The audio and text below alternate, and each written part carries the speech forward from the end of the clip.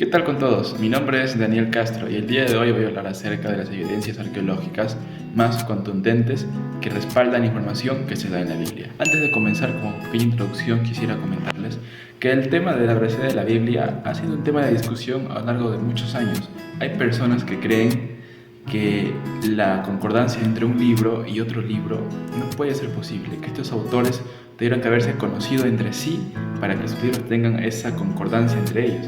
Pero hay otros que prefieren pensar que fueron hechos por inspiración divina. También hay personas que se inclinan a decir que la Biblia es solamente un libro más de todos los libros que se han escrito a lo largo de la humanidad, ¿no? Un simple libro más de fantasía, de historias, y que fue escrito después de ciertos hechos que predice la Biblia.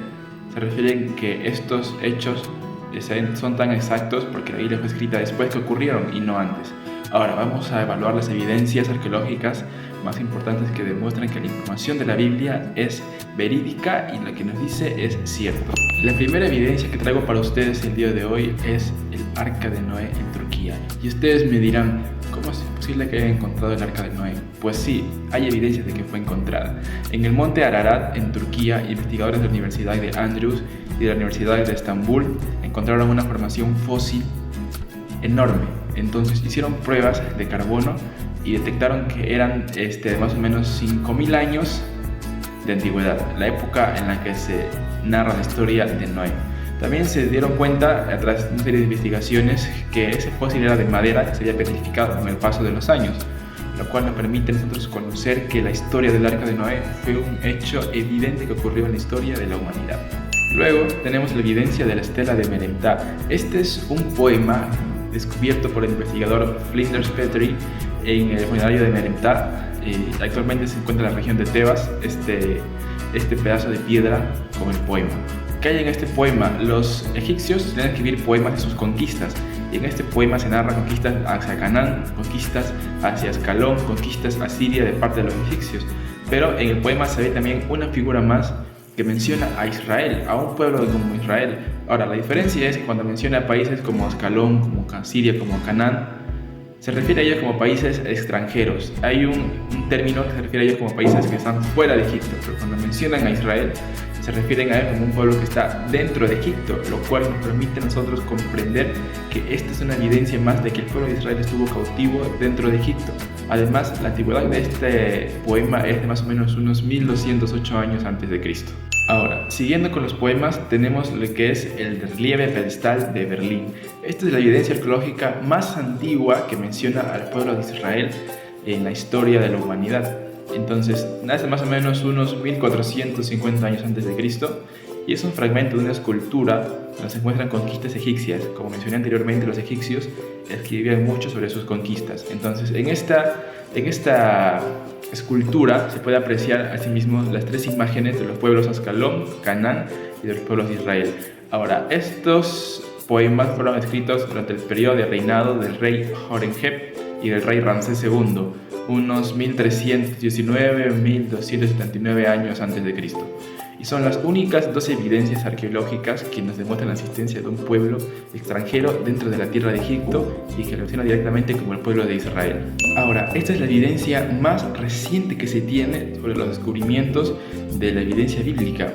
Tenemos el descubrimiento del sitio de Babilonia a Israel en el año 587-586 a.C.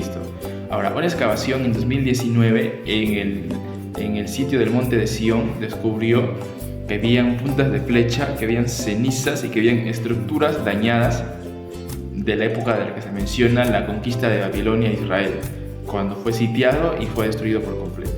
También se menciona que encontraron joyerías, encontraron lámparas, encontraron rastros ya oxidados de sangre que demuestran la masacre que hubo en este lugar. Entonces, estas evidencias nos dan a entender que las historias que nos muestra la Biblia han ocurrido en el periodo que se menciona durante la Biblia. Entonces, nos permite comprender un poco más cómo es que Dios, en su inmensa sabiduría, está detrás de cada evento de la humanidad y tiene la evidencia suficiente para poder respaldarnos, para poder nosotros comprobar que lo que nos muestra la Biblia está escrito en el momento y en el orden adecuado, y que toda la escritura de la Biblia es inspiración de Dios y que no es un cuento más de la literatura humana. Muchas gracias. Evidencias científicas que confirman la extraordinaria naturaleza de la Biblia. una mirada a hechos médicos, científicos e históricos revelados en las escrituras, siglos antes de ser descubiertos por la ciencia moderna. Ahora me toca compartir con ustedes algunos datos muy sorprendentes donde la Biblia revela conocimientos científicos mucho antes de que la ciencia los descubriera. Para iniciar presentamos el primer caso, que vendría a ser Job y la gravedad. Él extiende el norte sobre el vacío, cuelga la tierra sobre la nada. Job 26:7. Este texto, escrito hace más de 3000 años, ya decía que la tierra flota en el vacío del espacio. En ese tiempo, muchas culturas creían que la tierra descansaba sobre pilares, animales o incluso tortugas. Recién siglos después, la ciencia confirmó esta realidad. La Biblia ya lo decía. El ciclo del agua. Todos los ríos van al mar, pero el mar nunca se llena. Eclesiastés 1:7. Él atrae las gotas de agua, las nubes las derraman sobre la humanidad. Job 36:7-28. Estos pasajes describen el ciclo del agua, evaporación, condensación y la lluvia. Son principios que la ciencia explicó mucho más tarde, pero la Biblia ya los mencionaba con claridad. Higiene preventiva en la ley de Moisés. Levíticos 13:14. La Biblia ordenaba prácticas como aislar a los enfermos de lepra, usar agua corriente para lavarse, quemar ropas y objetos contaminados.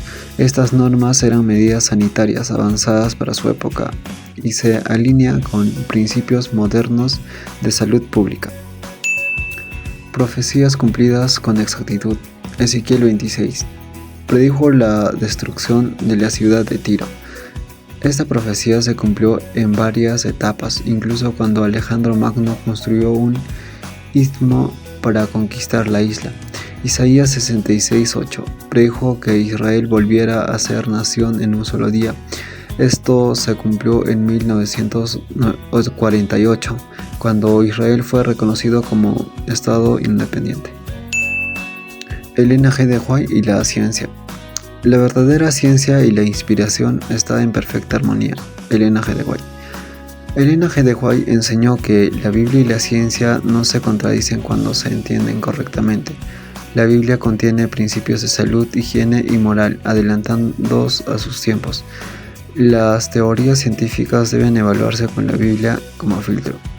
Como conclusión, hemos visto la Biblia no solo es un libro espiritual, también revela conocimientos científicos y proféticos que confirman su origen divino.